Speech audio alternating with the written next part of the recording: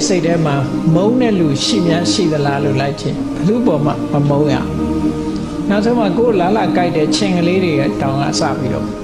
ဆုတောင်းနေုံနဲ့ရမယ်ဆိုရင်တဲ့လောကလူတွေကတူညီသောအကျိုးကျေးဇူးကိုရနေကြမှာပဲ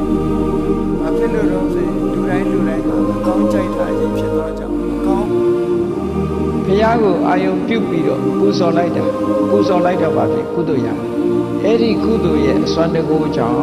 စီးပွားရေးတွေအဆင်ပြေလာတယ်လောက်တာခိုင်းတာတွေအဆင်ပြေလာတယ်ဒီလိုဖြစ်ရ